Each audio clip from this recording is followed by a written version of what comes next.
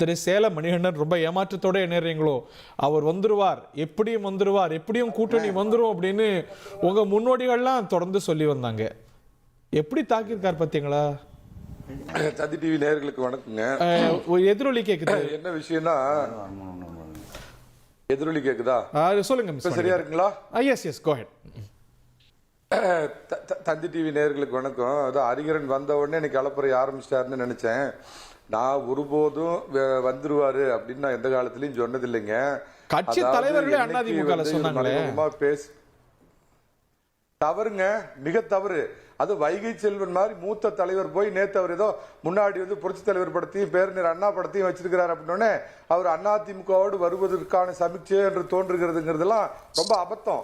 அதிமுக தலைவர்கள், இரண்டாம் கட்ட தலைவர்கள் ஏன் இந்த மாதிரி நடந்துக்கிறாங்க அப்படின்னு எனக்கு தெரியல. முதல்ல திரு விஜய் கேட்ட கேள்விக்கு நான் பதில் சொல்லிட்டு போயிடுறேங்க. அதிமுக இப்போ யாருக்கிட்ட இருக்குது அப்படிங்கிற மாதிரி அவர் கேள்வி கேட்டிருந்தாருங்க. ரொம்ப நியாயமான கேள்விங்க. அப்பா சம்பாரிச்ச பணத்துல சொகுசா நல்லா உல்லாசமா வாழ்ந்துட்டு 50 வயசுல திடீர்னு மக்கள் மேல பற்று வந்து நான் சம்பாரிச்ச பணத்தெல்லாம் மக்களுக்காக செலவு பண்ண போறேன் அப்படிங்கிற நபர் பின்னாடி இல்லாம ரொம்ப சாதாரண நிலையில உச்ச நட்சத்திரமா உயர்ந்திருக்கிறார் சார். அவர் உழைப்பா அவ்வளவு லேசாவா மதிப்பிடுறீங்க? ஏன் சார், அவங்க அப்பா சன் ஆஃப் சந்திரசேகருங்க. அந்த காலத்துல பிரபல director. Porn with diamond spoon, silver spoon இல்ல, பான் வித் டைமண்ட் ஸ்பூனு. என்ன லயோலா காலேஜ்ல அவங்க மாமா இருந்து காசு கொடுத்து தூக்கி விட்டாரு. எடப்பாடி பழனிசாமி கூட வாரிசு யாராவது தூக்கி விட்டாங்களா?